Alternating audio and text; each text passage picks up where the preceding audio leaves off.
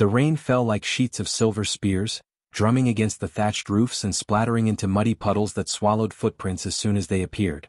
The night sky was swollen with thunderclouds, each flash of lightning tearing across the heavens like an angry god's warning. Wind howled through the trees, bending the tall banana leaves and sending palm fronds tumbling down the narrow dirt paths that wound through the small, sleeping village. Only one hut still showed signs of life, a flicker of orange glow seeping from between its cracks, where a frail old woman fought against the storm's wrath. Inside, Nia's gnarled hands trembled as she tried to latch the wooden door. The wind pushed back, moaning like a restless spirit. "Ah, you wicked wind, go away," she muttered, her voice thin but stubborn. Her small cooking fire hissed as drops of rain sneaked through the roof, the flames shrinking but refusing to die. She moved slowly, her joints stiff from years of work and loneliness. Around her, the single-room hut was simple: woven mats, clay pots, a wooden stool, and a straw bed pressed against the far wall. It was poor, yes, but neat, every item in its place, each corner reflecting the quiet pride of a woman who had learned to survive with little.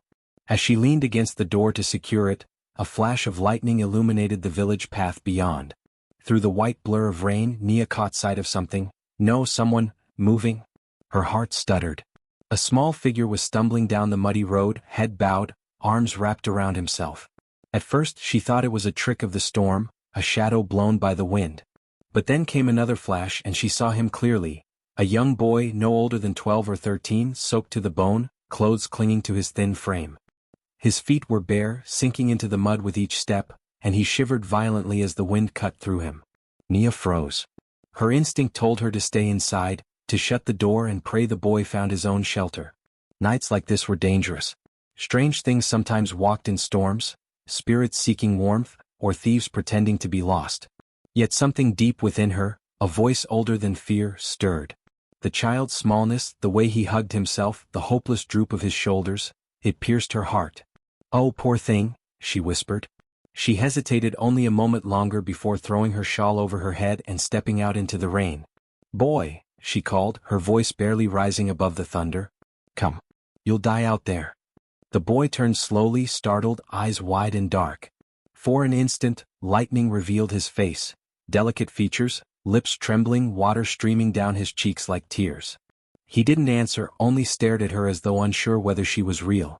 "Don't stand there," Nia shouted again. "Come, child. Quickly." She waded through the mud, reaching out her wrinkled hand. The boy hesitated, then moved toward her, stumbling the last few steps until she caught his arm. His skin was cold, almost icy to the touch. Together they struggled back to her hut, the storm roaring behind them. Nia shut the door hard, bolting it against the wind. Inside, she guided the boy toward the fire, stripping the wet shawl from his shoulders. "Sit here, child," she said, pushing him gently onto a mat. "You'll catch your death." He obeyed silently, his gaze fixed on the flickering flames. She fetched a worn blanket from her bed and wrapped it around him, tucking it under his chin like a mother would. He didn't protest, he simply sat there, shivering, silent. Nia poured him a bowl of warm porridge from the pot that still simmered faintly on the coals. The smell of maize and milk filled the room. She held it out to him. "Eat, little one. It will warm your belly." The boy looked at the bowl, then at her, his eyes reflecting both gratitude and fear. Slowly he lifted it to his lips and sipped. Steam rose between them, carrying a fragile piece. As the rain hammered on the roof, Nia studied him quietly. His clothes, though torn, were of fine fabric, unusual for a village child. Around his neck hung a small golden pendant, glinting faintly in the firelight. It seemed precious, too precious for a boy wandering alone in the storm. Nia felt questions rising in her chest. Who was he, where had he come from, but she swallowed them. The boy's face was drawn tight with exhaustion, and his eyes, though young, held a shadow too old for his years. Something about him didn't fit the world she knew. Outside, thunder rolled again, echoing through the hills. Inside, only the crackle of fire filled the silence. Nia leaned back, watching him as he finished the porridge. "Rest now," she murmured softly. "You're safe here." The boy looked up, lips parting as if to speak, but no words came. He only nodded once, his eyes lingering on her face as though memorizing it. Then he lay down beside the fire, curling under the blanket, and closed his eyes. Nia watched him a while longer, her heart oddly unsettled. She didn't know why, but something deep inside whispered that this boy carried a story the rain had tried to wash away, and that by opening her door tonight she had invited fate itself into her home. The fire had dimmed to a quiet glow, the boy's slow breathing blending with the soft hiss of dying rain outside. Nia sat beside the hearth, her old knees drawn to her chest, eyes fixed on the flames as memories flickered behind them. The child's small form curled near the fire stirred something long buried in her heart, a tenderness she had not felt in years, a ghost of warmth that both comforted and wounded her. It had been so long since she'd shared her home with anyone, so long since the air held more than her own sighs and whispers. The sound of another breathing, even a stranger, filled her hut with life again. Long ago, Nia's home had not been so silent. There had been laughter, tiny feet pattering on the clay floor, children's voices singing as they played in the yard. Her husband, Kojo, had been a strong man with a deep laugh and a gentle hand. He carved wood for a living, shaping stools and drums that sold in the markets beyond the village. They were poor, yes, but their hearts were rich with love. Together they had 2 children, a boy, Tay, and a girl, Lami. Nia could still remember their faces as clearly as the sunrise, Tay's mischievous grin when he tried to chase goats, Lami's wide eyes when Nia told her bedtime stories. The hut had once been full of warmth, of chatter, of the scent of cooking stew and the comfort of belonging. But life, as the elders said, moves like the river, it gives and it takes without mercy. The first to go was Kojo. A fever swept through the region one harvest season, and though Nia prayed, nursed, and wept, he slipped away one night, his hand cold in hers before dawn. Her heart broke, but she still had her children to keep her moving. She worked longer hours, weaving baskets until her fingers bled, carrying them to the market miles away just to sell enough to buy maize and salt. The villagers pitied her at first, then grew distant, for no one liked to stand too long beside sorrow, it was said to bring bad luck. Then came the drought. The river dried, crops withered, and sickness spread again. Nia remembered the way Lami coughed through the nights, her small body too weak to fight. Then Tay fell ill too. She had no medicine, no help. When both her children were buried beneath the acacia tree behind the hut, Nia stopped speaking for weeks. The world had emptied. Even the birds seemed to avoid her roof. Years passed. Her hair turned silver, her hands grew rough, and her eyes, though kind, carried a permanent sadness. She lived by the rhythm of work and silence. Every morning she woke before dawn, gathered palm leaves, and sat outside her hut weaving baskets as the sun climbed. She took them to the village market, smiling faintly at customers who bargained too hard, and returned home before dusk, her earnings barely enough for a few cassava roots and firewood. Still she never complained. Some called her strange, others pitied her. Children sometimes threw pebbles at her hut, whispering that the old woman talked to ghosts. But Nia simply smiled. She had lost too much to hold bitterness. Even in her loneliness, her heart never hardened. When beggars passed her path, she shared what little food she had. When stray dogs came near, she fed them crumbs. The villagers would say, "Nia gives away her food as if her pot were endless," and laugh. But Nia believed kindness was like fire. The more you shared it, the warmer the world became. Tonight, as she looked at the sleeping boy, those old motherly instincts stirred from their long slumber. The way his chest rose and fell reminded her of how Tay used to sleep after a long day of play. The faint twitch in his fingers, the soft murmur in his dreams, it all came rushing back like a forgotten melody. She found herself adjusting the blanket around him again, tucking it closer to his chin, smoothing his damp hair with trembling fingers. The touch was automatic, the way only a mother's could be. A lump rose in her throat as she whispered to herself, "It's been so long since I cared for someone." The words broke the quiet like a confession. Her eyes watered, not from sadness alone, but from a strange gratitude, thankful that fate, in its mysterious cruelty and grace, had sent her this boy even for a night. She thought of how the villagers would mock her if they saw this. "There she goes again," they'd say. "Helping another stranger while her own pot is empty." But their words meant little now. They had not seen what she had seen. They had not buried love beneath the red earth. They did not understand how caring for another could be the only thing that kept a lonely soul from fading into dust. The rain outside had softened into a whisper, the wind finally quiet. Nia leaned back, listening to the rhythm of it, the rhythm that once lulled her children to sleep.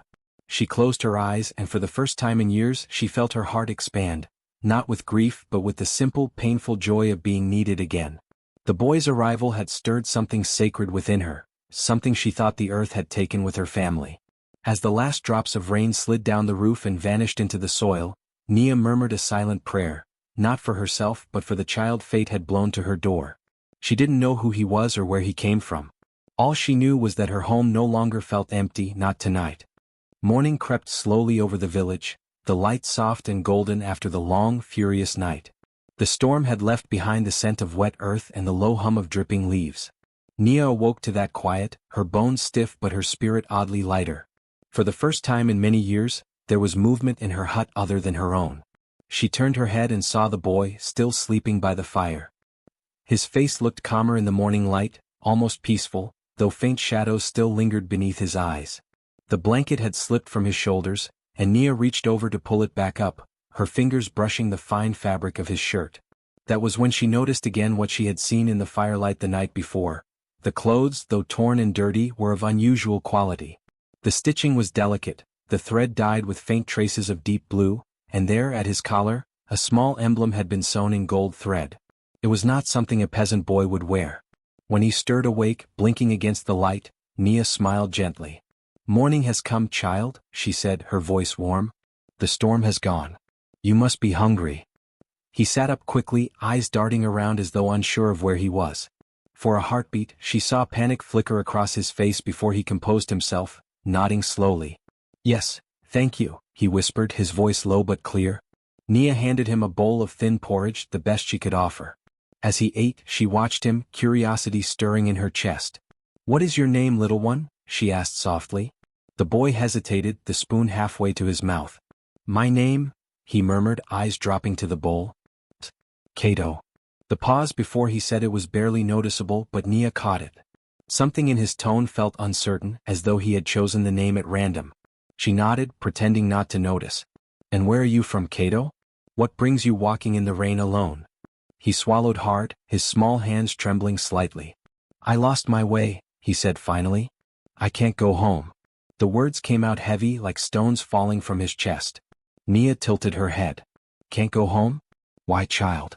But he only shook his head, staring into the bowl as though afraid his secret might spill out if he met her eyes. Nia sighed quietly. She knew the look of fear when she saw it. She had seen it in refugees who wandered through the village after raids or floods, eyes that had seen more than they should. Whatever this boy had run from, it was not small. Still, she felt no need to press him. "You don't have to speak of it now," she said gently.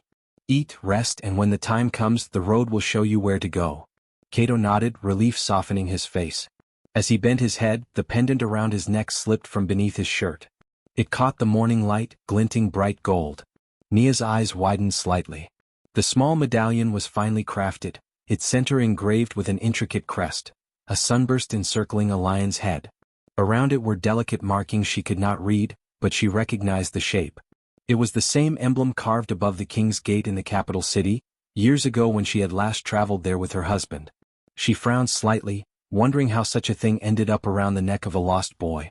"That's a fine pendant you wear," she said casually. "Where did you get it?" Cato's hand flew instinctively to his chest, hiding it beneath his shirt. "It belonged to my father," he said quickly. His tone was firm, but his eyes betrayed him. There was sadness, even guilt, buried deep there. Nia nodded slowly. "A precious thing then.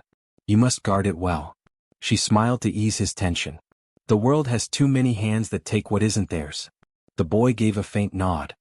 His shoulders eased a little, and for the first time, a small, shy smile flickered across his lips. It was the kind of smile that made him look like any other child, innocent, hopeful, unbroken. Nia felt her chest tighten again with affection she hadn't planned to give. The day passed quietly. Nia showed him where to fetch water from the jar and how to feed the chickens in the small pen behind her hut. He followed her instructions carefully, his movements cautious but graceful. He was polite, always saying "yes, ma'am," and "thank you." He even offered to help her repair a section of the roof where the rain had leaked through. As he worked, Nia noticed how he handled the tools with surprising confidence for someone his age. His hands, though small, bore faint marks, tiny scars that didn't belong to a sheltered child. She wondered again what kind of life he had lived before finding her door. At midday they shared a simple meal under the shade of the acacia tree. The sun shone bright, the earth steaming where the rain had kissed it. Birds chirped again, and the village children's laughter carried faintly on the breeze. Nia watched the boy as he ate in silence. Every so often, he'd glance toward the road leading north, the path to the royal city, and something unreadable would pass across his face. It was longing maybe or regret. "You don't have to rush away," Nia said softly, breaking the quiet. You can stay until you find where your feet wish to go. The boy looked at her, surprised by her kindness. Why are you helping me? He asked suddenly. You don't even know who I am. Nia smiled, her wrinkles deepening. Because someone once helped me when I had nothing. That is reason enough. He lowered his eyes again, and for a long while they sat in silence. But something in that stillness shifted. The air between them felt warmer, the distance smaller. When the wind picked up, the boy reached instinctively to gather the palm leaves Nia had set aside for weaving. Here, let me, he said. She chuckled softly. Ah, you have gentle hands for hard work. My mother used to say the same, he replied without thinking, and then went quiet as though the words had escaped against his will. Nia didn't press him. She only nodded and continued weaving, her heart stirring with quiet sympathy. Whatever this boy carried, it was too heavy for his years. Yet as the sun dipped lower, painting the sky with fire, she realized something miraculous. Her hut, once empty and silent, now hummed with life again. The sound of the boy's quiet voice, his careful footsteps, even the small sighs he made as he worked, all of it wove together into something precious, something she hadn't dared to hope for. She still didn't know who he was, and perhaps she never would. But as the day faded into dusk, Nia knew one thing for certain. The boy had brought more than mystery to her door. He had brought back the sound of belonging. The second night arrived cloaked in silver rain, softer than the storm before but steady enough to soak the earth once more. The sound of it filled the world, raindrops whispering against the roof, trickling down through the thatch, and tapping the edges of the clay pots outside. The fire inside Nia's hut burned low but bright, casting a golden glow that danced across the walls, flickering like spirits caught between worlds. The boy sat close to it, hugging his knees, his eyes fixed on the flames as if they might tell him something he longed to know. Nia sat opposite him, her legs folded, her hands working slowly on a mat she was weaving. Every so often, she looked up at him. His face soft in the firelight, his lashes glistening from the dampness of the rain, his expression distant. He had been quiet all day, speaking little except to thank her or ask what he could do to help. Now, as the night deepened, that quiet began to feel heavier, full of things unsaid. To ease the silence, Nia cleared her throat. When I was a girl, she began, her voice warm and low, my grandmother used to tell stories when it rained like this. She said thunder was the sound of the gods walking, and the rain was their way of washing the earth clean again. The boy looked up, intrigued. Washing it clean? He echoed softly. Nia smiled. Yes. Every storm leaves something good behind, even if it frightens us first. That's what she told me. She set her weaving aside, leaning closer to the fire. Would you like to hear one of her stories? He nodded quickly, and for the first time in days, a spark of childlike curiosity lit his eyes. Nia's voice grew stronger as she began. There was once a farmer who found a wounded bird in his field. Its wing was broken and its feathers soaked from the rain. Everyone told the farmer to throw it away, it was no use to him, but instead he took it home. He fed it and cared for it until it healed. Then one morning the bird flew away. The farmer thought he would never see it again. But years later, when drought came and all his crops died, the bird returned, carrying seeds in its beak from lands far away. The farmer planted them, and his fields became green again. The boy listened, his eyes wide and shining in the flicker of light. When she finished, he said quietly, so the bird repaid him for his kindness. Nia nodded. Yes. But not everyone believes kindness returns. Some say it's wasted. She looked at him carefully. What do you think, Cato? He hesitated. His hands tightened around his knees. I think, he paused, choosing his words. I think some people do good only to be seen. Others, they do it because they can't bear not to. My father used to say a person's heart shows in what they do when no one is watching. That's wise, Nia said, surprised by his depth. And what about you? Do you try to be good even when no one sees? He dropped his gaze to the fire again. The reflection of the flames shimmered in his eyes like a restless sea. I don't know anymore, he whispered. Sometimes I think I did something wrong. Something that hurt people. His voice faltered, trembling at the edges. But I didn't mean to. The words hung heavy between them. Outside, the rain grew louder as if the sky itself listened. Nia reached over, placing a wrinkled hand gently on his shoulder. Child, she said softly, there is no one on this earth who hasn't made mistakes. What matters is what you do after. The heart can find its way home even when the road is lost. The boy didn't answer. His shoulders shook slightly, and Nia realized he was crying, quietly, so quietly she almost didn't notice. She didn't ask what haunted him, didn't demand the truth. Whatever burden he carried, it was too much for a boy his age. She simply stayed beside him, letting the warmth of the fire and the rhythm of the rain wrap around them like a blanket. After a while, he wiped his face with the back of his hand and whispered, "Do you believe people can change?" Nia smiled faintly. "I've seen the hardest soil bloom again when the rains returned. Why should hearts be any different?" He looked at her then, truly looked, his eyes full of something raw and aching, as though he wanted to tell her everything but didn't know how. She only nodded at him, her gaze steady, reassuring. "You don't have to tell me what you've done, child," she said quietly. "Everyone deserves shelter, no matter their past." He swallowed hard and gave a small nod. Then he lay down near the fire once more, curling under the blanket, his face turned away. His breathing came uneven at first but slowly steadied. Soon, only the faint hum of the rain and the pop of the fire filled the hut again. Nia sat awake a long while, her eyes tracing the patterns of the flames. She wondered what kind of storm this boy had walked through before reaching her door. Whatever it was, she could sense it wasn't over yet. But she said a silent prayer anyway, her lips moving without sound. "Spirits keep him safe," she thought. "Whoever he is, whatever he's running from, let kindness guide his steps." The fire crackled softly, a lullaby to the night. The boy slept, his face calm for the first time since he had arrived, and Nia, watching him, felt the fragile peace of knowing she had done what her heart demanded, offered warmth to a soul lost in the rain, never guessing that fate had placed a prince beneath her roof. When dawn came, it came softly, without thunder, without tears. The sky blushed pale gold as the first light crept through the gaps in Nia's hut. The storm had passed completely, leaving behind the smell of wet soil and the song of distant birds greeting a cleansed world. The rainwater glistened like jewels on the grass outside, and a thin mist hovered over the fields, curling through the trees. Inside, the last embers of the fire still glowed faintly, casting their fragile warmth over the boy sleeping beside them. Nia stirred awake, her old body heavy but her spirit lighter than it had been in years. She sat quietly for a moment, listening to the soft rhythm of his breathing. For those few minutes she allowed herself to imagine he was her own, her lost Tay, asleep after a long night of fear. But then he moved, stretching his thin arms and sitting up. His eyes blinked against the light, alert but far away, as if already thinking of the road ahead. "You're awake early," Nia said softly, forcing a small smile. "The rain has gone, see? Even the sky is smiling again." She motioned toward the open door, where sunlight streamed in, cutting across the room like a golden path. The boy nodded. "It's beautiful," he said, his voice still husky from sleep. Then, almost immediately, he added, "I have to go." Nia paused, her hands still. "So soon?" He rose quickly, his movements tense, eyes flicking toward the door as if something outside called to him. "I can't stay," he murmured. "I've already taken too much from you." She frowned gently. "Taken? You've taken nothing, child. You brought company to an old woman who hasn't had it in many years." She stood slowly, her joints creaking, and moved toward her small clay shelf.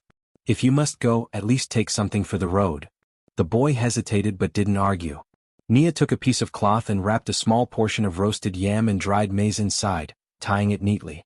She handed it to him with both hands. "It's not much, but it will keep your strength until you find another shelter." He accepted it carefully, as though it were a gift far greater than it was. His voice was low, grateful. "Thank you. For everything, for the food, the fire, and for seeing me when no one else would." Nia smiled, brushing the wrinkles from her hands. "Kindness is like rain," she said softly. "It doesn't ask where to fall. It simply gives life where it's needed." For a moment, neither spoke. The boy looked at her, really looked, and something passed in his eyes, something unspoken, deep and knowing. "I'll never forget your kindness," he said finally. His words were steady, but his voice trembled at the edges. Nia reached out, resting her hand on his shoulder. "And I'll never forget your face, child. Wherever your road leads, may it lead you to peace." He nodded once, then stepped back, bowing his head slightly in respect before turning toward the door. The sunlight caught the edge of his pendant as he moved. It flashed once, bright as a spark of truth, then vanished beneath his shirt. Outside, the world was washed clean. The air smelled of hope. Nia followed him to the doorway, her bare feet touching the damp earth. She watched as he walked down the narrow path that curved away from her hut, his small figure framed by mist and morning light. He didn't look back, but she didn't expect him to. Some goodbyes were too heavy to turn around for. As his silhouette faded into the brightness, Nia stood there a long time, her hand resting against the doorframe. A strange mixture of peace and sorrow filled her chest. The peace of having done what was right, and the sorrow of knowing the little flame of warmth had left her home once again. She whispered into the empty morning, "Go safe, my child, wherever your journey takes you." The wind carried her words down the road, wrapping them around him like an unseen blessing. Then she turned back inside, the hut now quiet, the fire burned to ash. The echoes of his footsteps still seemed to linger in the air. Nia sighed, sitting beside the hearth once more. The house felt emptier than before, but she didn't regret a thing. In her heart, she believed she had met a lost soul and sent him back to the world stronger than when he arrived. She had no idea she had just said farewell to a boy who would someday wear a crown. The rain had long since stopped, but its memory clung to the village like a damp shadow. Puddles still shone in the dirt paths, and the scent of wet earth lingered in the air. Nia sat by her hut, weaving baskets as she always did, her thin fingers moving in quiet rhythm.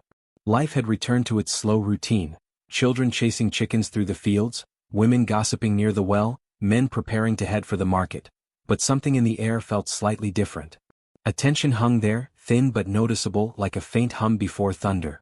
The first whisper reached her ears through the market wind.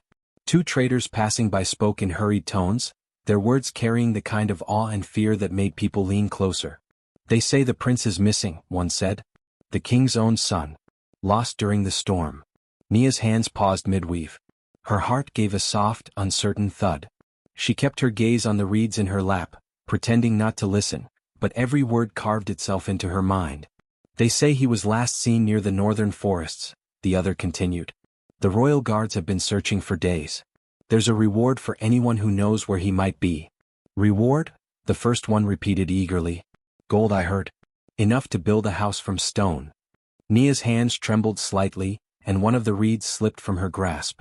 She reached for it with a shaky breath, telling herself it was nonsense. Just gossip twisted by restless tongues. The idea was absurd. The boy who had come to her door was no prince. He was a frightened child, soaked to the bone, thin and shivering.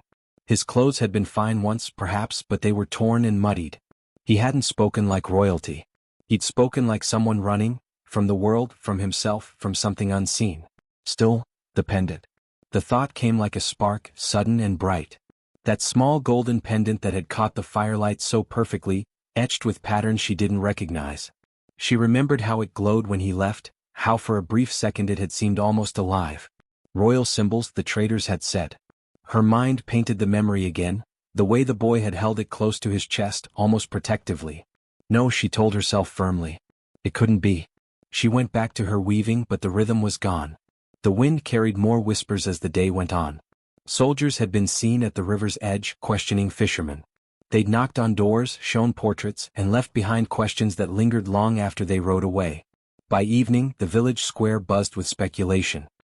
"He was taken," one man said. "Kidnapped by bandits." "No," argued another. "He ran away. They say the prince was unhappy with the court." "Who would hide a prince?" a woman muttered.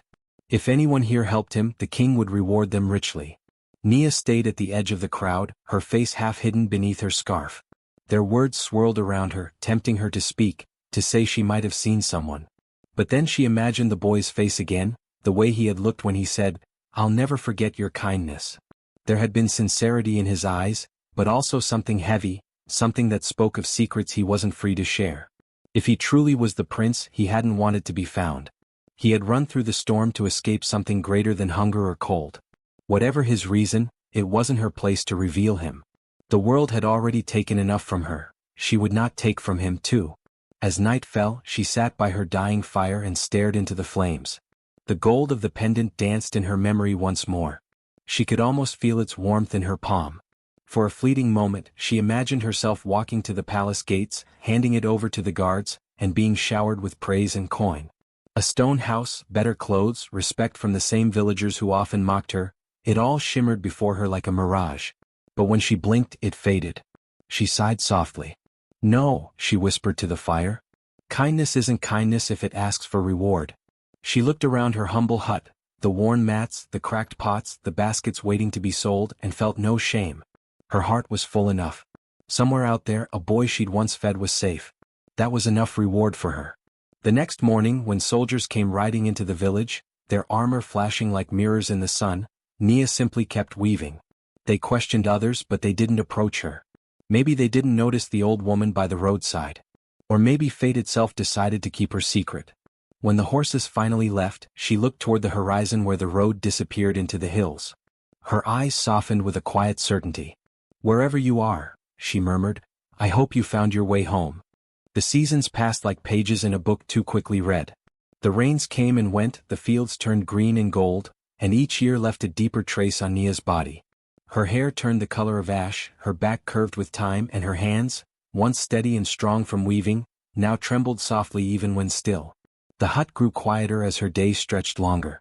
The world around her kept moving, new families built homes, children grew into parents, but Nia remained, a quiet shadow at the edge of the village, her kindness remembered only faintly by those who once gossiped about her. She still sold baskets when her strength allowed, though now they were fewer, the patterns simpler.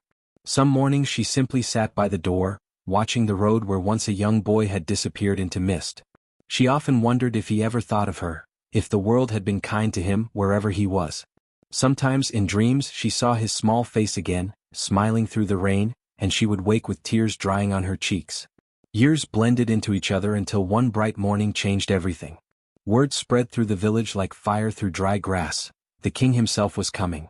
Not just any king, but the young ruler who had taken the throne after the old king's death. The villagers said he was wise, fair, and beloved by his people. They said he had promised to travel across the land to visit even the poorest corners of his kingdom. And now he was coming here. Excitement swept through the air. Children ran barefoot, shouting the news. Women began sweeping the dusty paths, hanging bright cloths across doorways. Men painted old fences, patched roofs, and sang as they worked. The marketplace filled with color, fresh flowers, flags, drums echoing with rhythm. Even those who had never seen the palace stood straighter, proud that their humble village would host royalty. Nia watched it all from her doorway, sitting on her small stool. Her body was frail now, walking even a short distance tired her. But her eyes still gleamed with quiet curiosity. She smiled softly at the laughter, the life. "A king in our village," she murmured to herself. "Who would have thought?" As the sun climbed higher, the sound of drums grew louder, joined by the distant thundering of hooves. Dust rose along the far road, shimmering in the heat. The people rushed to line up along the path, waving palm leaves and singing praises. The air buzzed with excitement and reverence. Then he appeared, a tall figure on a horse draped in gold and deep blue cloth, surrounded by soldiers and banners that fluttered like fire. The young king. His crown glinted beneath the sunlight, but it was his face that made hearts stop. A calm, noble face, too young for such authority yet marked by something older in his eyes. The villagers knelt as he passed, bowing low. Nia, from her doorway, simply watched. Her heart beat slower now, but she felt something stir deep within her, a strange, distant familiarity she couldn't name. She leaned forward slightly, squinting at the face beneath the crown. The procession moved slowly until suddenly the king raised his hand. The soldiers halted. The drums fell silent. He had seen something, or someone. His gaze turned toward the row of huts on the edge of the road. Then, slowly, he dismounted his horse. His guards looked uncertain but followed as he walked, not toward the crowd, but toward the small, worn hut that had no decorations, no banners, Nia's home. The villagers watched in confusion. Whispers rippled through them. Why is he stopping there? Who lives in that place? Nia froze, her frail hands gripping the edge of her stool. The young king walked closer, each step measured, his face unreadable. But as he neared her door, the tension in his shoulders softened. He paused just a few feet away, looking around as if confirming a memory, the cracked clay walls, the reed mat at the entrance, the smell of smoke and herbs. Then his eyes found hers. For a long, silent moment, neither spoke. The air itself seemed to hold its breath. Nia's lips parted slightly. "Your Majesty," she whispered, her voice trembling from both age and disbelief. But the king did not reply at once. Instead, his eyes filled with something raw and unguarded, recognition, gratitude, and emotion too deep to name. In that instant he was no longer a ruler draped in royal silk. He was the same boy who had once stood in her doorway, soaked from the rain, trembling, afraid, and silent. A faint smile spread across his face, gentle and full of warmth. He bowed his head slightly, an act that made the watching villagers gasp. Nia's vision blurred with tears. Her heart, tired and old, felt suddenly alive again. She understood everything without a word spoken. The boy had found his way home, back not to the palace, but to the kindness that had once sheltered him. A hush fell over the village as the young king, clad in gold and royal blue, stepped closer to the frail old woman before him. Dust swirled around his boots, catching the sunlight as if even the earth itself had paused to witness the moment. Nia, trembling slightly, tried to stand, but her weak knees wavered. Before anyone could move to help her, the king did something no one in that village, or perhaps in any kingdom, had ever seen. He knelt. Gasps rippled through the crowd. The royal guards froze mid-step, unsure if what they saw was even allowed. Villagers pressed closer, whispering in disbelief. A king, kneeling before a poor old basket weaver? But there he was, lowering himself to the dusty ground with a grace that seemed to silence the world. His crown gleamed, but his eyes, soft and human, were filled not with pride but with gratitude. Nia's lips trembled. "Your Majesty, please, don't," she whispered, her voice thin and cracking with age. "You shouldn't bow to someone like me." But the young king looked up at her with a smile that melted every ounce of formality. "How could I not?" he said softly. "You are the reason I stand here today." He rose slowly, turning to face the stunned villagers who had fallen into awed silence. His voice carried strong and clear, echoing through the fields. "Many years ago," he began, "when I was but a frightened boy lost in the storm, hunted by those who wished my family harm, this woman, this humble, kind soul, took me in. She gave me warmth when I had none, food when I was hungry, and safety when danger closed in." The people stared wide-eyed. Some covered their mouths in disbelief, others bowed instinctively, as if realizing they were in the presence of a living legend. "She did not ask who I was," the king continued, his gaze still fixed on Nia. "She asked only if I was cold. She asked only if I was hungry. And that night, I learned what true nobility is, not from a throne, not from a crown, but from the heart of a woman the world had overlooked." The guards lowered their heads. Even the wind seemed to soften, carrying his words across the village square. Then the king reached into his robe and drew out something that glinted in the light, a small golden pendant, aged but still shining. The very same pendant Nia had once seen hanging from a lost boy's neck. "This," he said, holding it before her, "was my father's token, the mark of the royal house. I kept it hidden all these years, a reminder of the night I was spared by mercy. Today I return it to the one who kept me alive." He stepped forward and placed the pendant gently into Nia's trembling hands. She looked at it through tear-blurred eyes, recognizing it instantly. It felt heavy, not just with gold but with memory, meaning, and the weight of destiny. "My king," she began, her voice breaking. "I only did what any mother would do for a child alone in the rain." The young king smiled, his eyes moist. "No," he said softly, his voice thick with emotion. "You did far more. You were more than a mother that night. You were a light when the world had gone dark. You saved a life, and with it, a kingdom." The villagers fell to their knees, bowing deeply to Nia.